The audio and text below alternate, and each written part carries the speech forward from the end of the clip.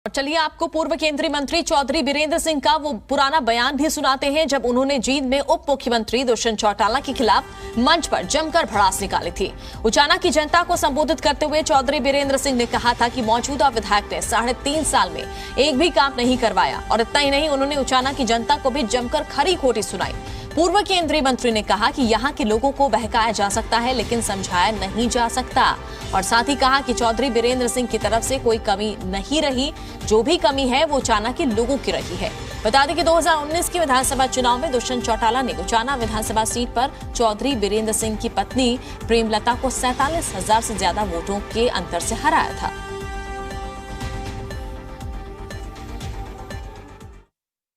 साढ़े 3 साल में मेरे को एक काम बता दो जिसमें आप ये कह सकते हो कि ये नया काम 12 जो नया MLA उसमें करवाया हो, पीए भी बाहर से हुआ है। ये तो तुम्हारी इज्जत है, ये तो तुम्हारा विश्वास है। ये नहीं सोचते कि हम जितावा किसने, आप ये सोचते कि ठोके किसने। अगर यही राजनीति रहेगी तो ये इलाका कभी राजनीति की ऊंचाइयों पे नहीं जा सकता। कमजोरी अगर कही रही है, बीरेंद्र सिंह में कमजोरी नहीं रही, आप लोगों में कमजोरी रही है और इस कमजोरी को खत्म करने का तरीका यही है कि आपको अपनी बातें सुधारनी पड़ेगी। ईमानदारी के साथ खड़ा होना पड़ेगा। बेईमानों को बेईमान कहना पड़ेगा। जो आपको धोखा देते हैं वही आपको ठीक लगते हैं।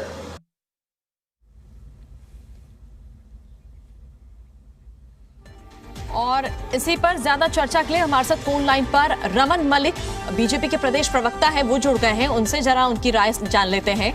रमन मलिक जी, अभी हमने यहाँ पर जो बयान सुना है, एक तरफ हमने यहाँ पर अजय चौटाला का बयान सुना, दूसरी तरफ हमने चौधरी बीरेंद्र सिंह का भी यहाँ पर बयान सुना है। आपकी क्या प्रतिक्रिया है?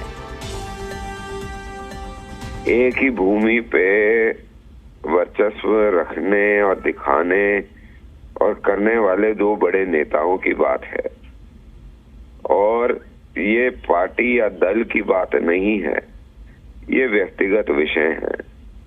मेरे को नहीं लगता कि इसके ऊपर कुछ बहुत ज्यादा कहने की आवश्यकता है, क्योंकि ये विषय तब भी थे जब जेजेपी और एग्जिस्टेंस में नहीं थी। ये विषय आज भी हैं जब INLD टूट के जेजेपी बन गई। तो ये पुराने विषय चल रहे हैं, पारिवारिक भी हैं और मेरे को यही लगता है कि इसको इन दोनों परिवारों और नेताओं के बीच में रहने दिया जाए तो वो ज्यादा अच्छा है। लेकिन ये अपनी अपनी पार्टी को रिप्रेजेंट करते हैं, तो कैसे ये नहीं देखा जाए कि किस आप बोल रहे हैं ये व्यक्तिगत मामला है, जो बयान ये दे रहे हैं ये व्यक्तिगत है। मैडम की जो चीज सबसे बड़ी आपको समझनी चाहिए, जब वीरेंद्र सिंह जी कांग्रेस में होते थे और चौटाला परिवार INLD के नाम से जाना था, तब भी ये इशू था। ये कोई भाजपा में और जजपा बनने के इशू नहीं है, तो इसको भाजपा और जजपा से नहीं जोड़ना चाहिए। इसको जो एक व्यक्तिगत टास्क चली आ रही है उसको उसी तक सीमित रख के मेरे हिसाब से तो उसी दृष्टि से देख सकता हूँ। उसके अलावा कोई और दृष्टि अगर हो तो वो उनको मुबारक, जिनके पास हो, मेरे पास नहीं है। तो क्या इससे गलत संदेश नहीं जाता पार्टी में? नहीं, पार्टी वाले समझदार हैं, सारी पार्टी वाले समझदार हैं, सबको पता है ये व्यक्तिगत इशू है। जेजेपी वाले भी, INLD वाले भी, कांग्रेस वाले भी, बीजेपी वाले भी, सब जानते हैं क्या इशू है। चलिए, आप रमन मलिक जी हमारे साथ बने रहिए। हमारे साथ कांग्रेस की तरफ से प्रदेश प्रवक्ता रविंद्र ढुल जी भी जुड़ चुके हैं। रविंद्र ढुल जी, आपने सुना होगा बीरेंद्र सिंह का जो यहाँ पर बयान उन्होंने दिया है, आपकी क्या राय है इस पर? देखिए, उचाना की सीट की लड़ाई है और कुछ इससे ज्यादा कुछ नहीं है। दुष्यंत चौटाला वहाँ के MLA हैं इस समय पर, आगे इलेक्शन की कहीं ना कहीं तैयारी कर रहे हैं। हालांकि हमारी सूचना के अनुसार तो जींद के बाहर निकलने की तैयारी है, लेकिन उचाना सीट के ऊपर अपनी तैयारी रखे हैं। उसी सीट के ऊपर चौधरी वीरेंद्र सिंह का क्लेम है, तो इसी क्लेम के कारण दोनों के आपस में क्लैश है और उस क्लेश के कारण इस प्रकार की जो बयानबाजी जो आ रही है, तो वो मेरे हिसाब से उनके गठबंधन के लिए के अंदर जो फूट पड़ी है, उसके फूट के कारण इस प्रकार की आवाजें आ रही है। आप ये कह रहे हैं कि गठबंधन में फूट पड़ रही है, आप रमन मलिक जी इस पर जवाब देना चाहेंगे? देखिए, आज मैं भी एक चीज बोलूं रविंद्र जी का कि शुरुआत तो उन्होंने बिल्कुल जो सत्य है उससे करी, और व्यवस्थाएं उनकी भी हैं बेचारों की कि उन्हें भी अपना पॉलिटिकल स्टेटमेंट बोलनी पड़ती है, तो उन्होंने बोला है। मैं तो इतनी बात बोलूंगा कि आप अगर इसको इस तरीके से देखें कि आप अगर इसको भाजपा और जसपा का देखना चाहते हैं तो वो चश्मा पहन के देख लीजिए, या चश्मे और हाथ की बात करना चाहें तब उसमें भी तब भी यही विषय होते थे। नहीं तो अब तो कांग्रेस को मौका मिल जाएगा। देखिए, कांग्रेस जो है वो अपने आप तो सिचुएशन या अपने आप कोई अच्छा काम कर नहीं सकती, ना बना सकती है। जो कहीं पे कुछ कहीं टुकड़ा दिख जाए तो उसके ऊपर वल्चर की तरह, गिद्ध की तरह आके पड़ती है, तो उसमें कोई बात नहीं, वो उनका काम करने का तरीका है, हमको पता है, हमारे को उससे कोई फर्क नहीं जाता। रविंद्र जी, क्या है कांग्रेस की स्ट्रैटेजी? क्या इस मामले को लेकर भुनाएगी कांग्रेस? देखिए, उचाना सीट के ऊपर दोनों हसले में ना चौधरी वीरेंद्र सिंह वहां से जीतेंगे, ना वहां पर दुष्यंत चौटाला वहां से जीतेंगे, ना वहां पे भाजपा जीतने वाली है, ना वहां पे जसपा जीतने वाली है। उचाना की सच्चाई है। अब उसके बीच में आपस में लड़ रहे हैं, लड़ करके इस प्रकार की स्टेटमेंट दी जा रही है। मेरे समझ में नहीं आ रहा कि भारतीय जनता पार्टी इसको रिएक्ट नहीं कर रही, क्योंकि अजय चौटाला से तो कहीं ज्यादा सीनियर है चौधरी वीरेंद्र सिंह। इनको अगर उनको अपना नेता मानते हैं तो उसके ऊपर रिएक्ट कीजिए, रिएक्ट करके उनको कहिए कि अपने गठबंधन धर्म के अंदर रहिए। आपकी गठबंधन पार्टी के जो राष्ट्रीय जो संस्थापक है वो इस प्रकार की स्टेटमेंट दे रहे हैं इतने सीनियर नेता के खिलाफ। 1977 में जो लगातार विधानसभा के अंदर है, इतनी अजय चौटाला की कुल राजनीतिक उम्र नहीं जितने समय से वो विधायक है। तो ये तो भारतीय जनता पार्टी की दिक्कत क्या है, ना तो अपने कार्यकर्ताओं को समझते, ना अपने नेताओं को समझते। इसी कारण से इस प्रकार की स्थिति जो बनती है। अभी यहाँ पर देखिए, रमन मलिक जी कहीं ना कहीं गठबंधन को डिफेंड करते हुए दिख रहे हैं। उनको सीधा सीधा बताना चाहिए कि जेजेपी के राष्ट्रीय जो वो है उनको अपने मर्यादा के अंदर रखने की बात करनी चाहिए। अपने हमारे नेता के बारे में इस प्रकार की स्टेटमेंट क्यों दे रहे हैं? लेकिन क्यों ये नहीं कर रहे हैं तो इसका मतलब कहीं ना कहीं कोई ना कोई तो गड़बड़ है। अब इनका घर का मामला है, कैसे सुलझाएंगे इनकी प्रॉब्लम है, लेकिन हमारा मामला बिल्कुल क्लियर है, ना वहाँ पे जसपा जीतेगी ना वहाँ पे भाजपा जीतेगी। चलिए, आपका ये कहना है कि ये इनका मामला है, ये इन्हें सुलझाना है, ना बीजेपी जीतेगी ना जेजेपी जीतेगी, लेकिन इस मौके को कांग्रेस किस तरह से भुनाएगी? आवश्यकता ही नहीं है हमें, हम हमारी तैयारी कर रहे हैं, ये अपने आप लड़ी जाएंगे। हमको पता है इनको इनकी लड़ाई भी उनका जो दिखा रहे हैं गठबंधन के अंदर फूट दिखा रहे हैं, वो फूट भी जनता को कहीं ना कहीं बरगलाने के लिए दिखाई जा रही है। एक प्रकार से जनता की नब्ज को पकड़ने का प्रयास कर रहे हैं कि भाई हमको अलग अलग लड़के फायदा होगा कि हमको एक साथ लड़के फायदा होगा। इसमें कंफ्यूजन में एक दूसरे के खिलाफ बयानबाजी चल रही है। अभी केवल उचाना सीट के ऊपर आई है, दूसरी सीटों के ऊपर भी आएगी। आपको पीछे आगे दिखाऊंगा मैं, टवाना के ऊपर भी इसी प्रकार की स्थिति आने वाली है। चलिए, बने रहिए आप दोनों हमारे साथ। अजय गुलिया हमारे साथ जेजेपी के प्रवक्ता जुड़ चुके हैं। अजय गुलिया जी, वीरेंद्र सिंह के बयान को लेकर अजय चौटाला ने जो यहाँ पर प्रतिक्रिया दी है, अब आपका क्या मानना है इस पूरे मामले को लेकर? नहीं, बिल्कुल ठीक बात है। देखिए, सॉरी, वीरेंद्र सिंह जी से किसी ने सलाह ली क्या इस बारे में, या अगर उनको कोई अपनी उनकी कोई राय है तो वो अपने पार्टी प्लेटफॉर्म पर रखते, उनकी क्या राय है। वो तो पहले दिन से इस बात को लेकर के नाखुश है, लेकिन जब उनकी देखिए उनके कार्यक्रम में किसी नेता ने उनके मंच से कहा, जितने लोग बैठे हैं ये अपनी पार्टियों में इनकी कोई हैसियत नहीं, उनके मंच से कहा, उन्होंने कोई प्रतिक्रिया दी, उनका खंडन किया, रोका किसी को नहीं रोका।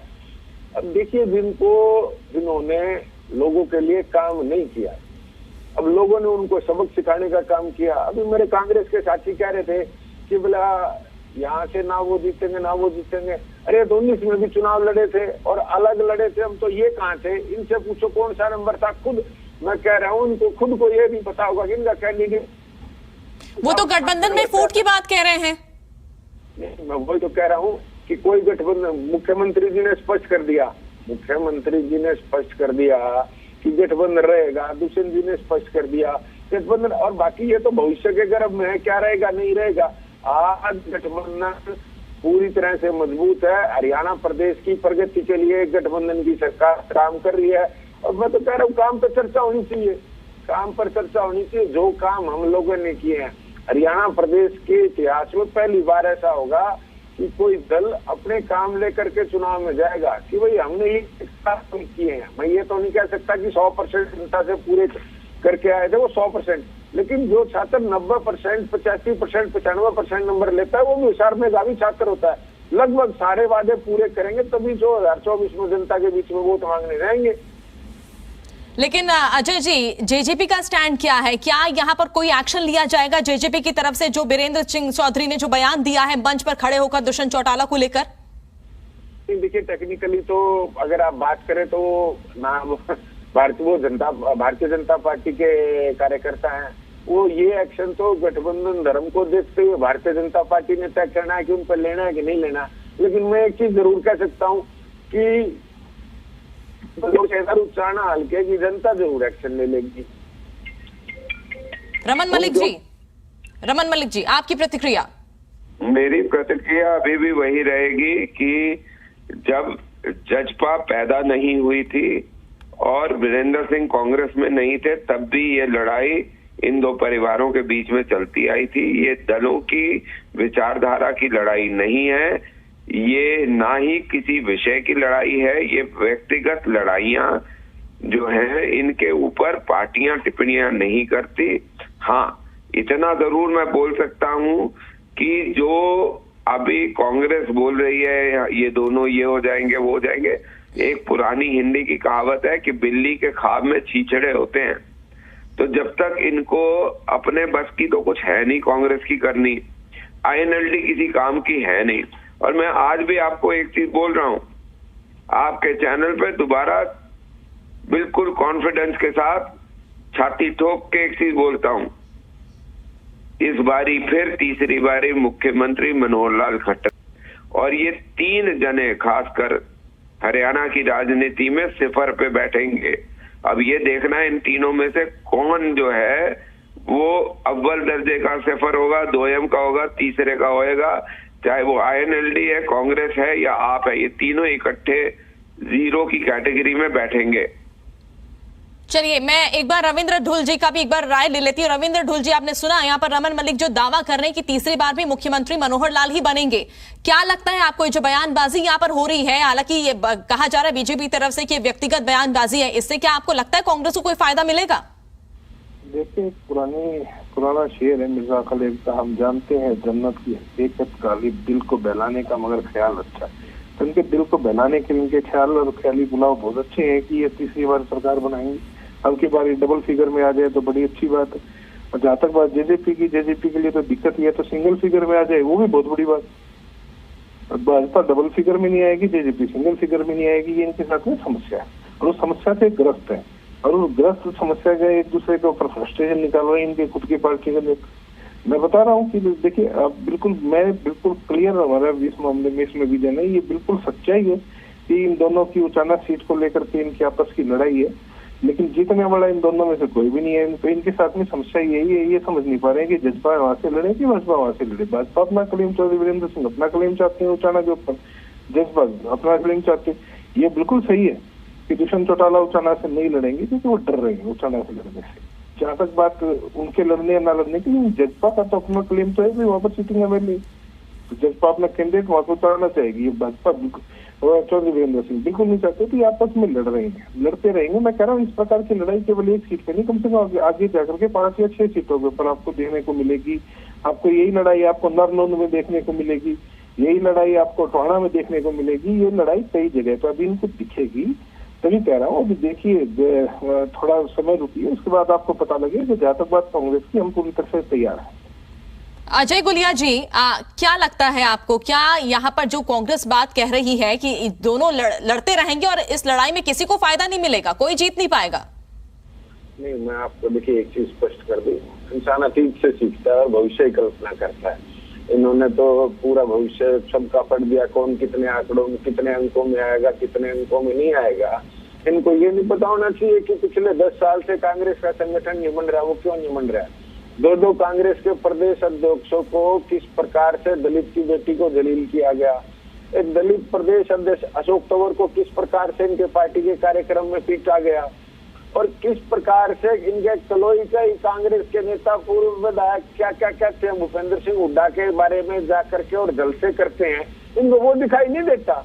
वो जब चुनाव लड़ेंगे, वो जब बोलेंगे, तब इनको पता नहीं है। देखिए, ये सबकी अपनी महत्वाकांक्षा नहीं है राजनीति में, और जननायक जनता पार्टी और भारतीय जनता पार्टी का गठबंधन है। वीरेंद्र सिंह जी भारतीय जनता पार्टी के हैं, उनकी सोच होगी वहां से चुनाव लड़ने की, वो अपनी तैयारी में होंगे नहीं होंगे ये तो वो जानते हैं। मैं तो इस बारे में टिप्पणी नहीं कर सकता, लेकिन ये जरूर कर सकता हूँ कि सलाह जब किसी से ली जाए तभी सलाह देना उचित होता है। अब उनसे किसी ने पूछा नहीं कोई उनसे पूछ रहा ना, अब उनको कितनी तवज्जो है, नहीं मिल रही, क्या मिल रही है, वो तो वो बताएंगे। लेकिन उनके कहने से कोई फर्क नहीं पड़ता। मुख्यमंत्री जी ने भी स्पष्ट कर दिया है, गठबंधन आगे चले और चलेगा। उचाना से दुष्यंत चौटाला जी ने जिस प्रकार से लोगों का प्यार और आशीर्वाद लोगों का मिल रहा है, ये तो पार्टी हाईकमान तय करेगी कौन कहां से चुनाव लड़ेगा। लेकिन मैं मानता हूं जिस प्रकार से वो काम कर रहे हैं और लोगों का प्यार और आशीर्वाद मिल रहा है, ये कांग्रेस को अपनी चिंता करने की आवश्यकता होनी चाहिए। चलिए, कांग्रेस को अपनी चिंता करनी चाहिए। रमन मलिक जी, ऐसे अगर कोई भी आके कोई भी बयानबाजी अगर करता रहेगा तो पार्टी की छवि क्या खराब नहीं होगी? जनता के बीच कैसे जाएंगे, उनके पक्ष में कैसे उनके बीच अपना माहौल बनाएंगे? देखिए, जनता पार्टियां जो हैं वो जनता के लोगों के द्वारा बनती हैं और जनता बहुत ज्यादा समझदार है, उनको आपके और मेरे से ज्यादा समझ है। तो मैं ये मानता हूं कि जो हो रहा है उनकी समझ में है, क्यों हो रहा है, कैसे हो रहा है, इसके ऊपर बहुत ज्यादा विवेचना करने की जरूरत है ही नहीं। कोई विषय हो ना जिसके ऊपर विवेचना करनी हो तो फिर तो बात बनती है। ये ऐसा विषय ही नहीं है कि जिसके ऊपर विवेचना करके आप टेंशन लें, ये टेंशन लेने वाला विषय नहीं। देखिए, भरी सभा में जो बातें यहां पर कही जा रही है, हालांकि अब आप लोग ये कह रहे हैं कि हमारा गठबंधन मजबूत है। एक बार अजय गुलिया जी, आप जेजेपी का स्टैंड बताइए। नहीं, आप कह रहे हैं गठबंधन, अगर वीरेंद्र सिंह जी कोई ऐसी स्थिति में होते जो वो गठबंधन पर निर्णय ले लेते तो उन्होंने तो अपनी मंशा जाहिर कर दी, निर्णय हो गया होता, गठबंधन टूट गया होता। तो आपको समझने की और सबको, हरियाणा प्रदेश के लोगों को और उचाना के लोगों को, सबको ये समझने की आवश्यकता है कि उनकी स्थिति क्या है, कि उनके मन में क्या है, वो तो स्पष्ट कर चुके हैं। लेकिन उनकी चल कहाँ रही है, उनके चाहने ना चाहने से कुछ होता नहीं। जननायक जनता पार्टी और भारतीय जनता पार्टी का भविष्य में क्या रहेगा? आज गठबंधन पूर्ण रूप से मजबूत है और दोनों दलों ने मंशा जताई है कि 2024 में, क्योंकि हमने 5 साल 2024 में जब जाएंगे तो 5 साल इकट्ठे काम कर चुके होंगे और इकट्ठे काम का रिपोर्ट कार्ड लोगों के बीच में लेकर के जाएंगे। निर्णय तो हरियाणा प्रदेश के लोगों ने करना है। मैं कांग्रेस के प्रवक्ता की तरह ये तो नहीं कह सकता कि सब कुछ हमारे पक्ष में बोल, वो तय करने का अधिकार, वो लोकतांत्रिक अधिकार, वो डेमोक्रेटिक राइट हरियाणा प्रदेश के लोगों के पास है, होगा तय करने का, हमें नंबर देने का। लेकिन हमने जो काम किए हैं, जो वादे करके आए थे, वो वादे पूरे करेंगे, लोगों के बीच में जाएंगे कि ये हमारा मैनिफेस्टो था, ये वादे आप लोगों से किए थे, हमने पूरे किए हैं। अब आपके बीच में दोबारा से इस प्रदेश की सेवा करने की हमारी इच्छा है, हम करना चाहते हैं, आप मौका दें। ये सोच के साथ हम लोगों के बीच में जाएंगे। अब और सॉरी, वीरेंद्र सिंह के बारे में मैं दोबारा बिल्कुल 2 टूक स्पष्ट कर दूं। सॉरी, वीरेंद्र सिंह की उनको स्वयं भी पता लग गया, उन्होंने तो अपनी मंशा जाहिर कर दी, लेकिन उनकी कितनी चलती है कितनी नहीं चलती, ये भारतीय जनता पार्टी और जननायक जनता पार्टी का मजबूत गठबंधन उनकी इच्छा के विपरीत भी अगर चल रहा है तो ये हरियाणा प्रदेश के लोगों को, सभी को, मीडिया जगत के साथियों को भी समझ लेना चाहिए कि उनकी हैसियत क्या है। चलिए, रमन मलिक जी, अजय गुलिया जी, बहुत बहुत शुक्रिया हमारे साथ जुड़ने के लिए। तो कोई भी बयानबाजी हो, बीजेपी और जेजेपी का ये मानना है कि हमारा गठबंधन मजबूत है और आगे भी हमारी ही सरकार बनेगी, यानी तीसरी बार भी हरियाणा में मुख्यमंत्री मनोहर लाल ही बनेंगे। बहुत बहुत शुक्रिया आप सभी का हमारे साथ जुड़ने के लिए।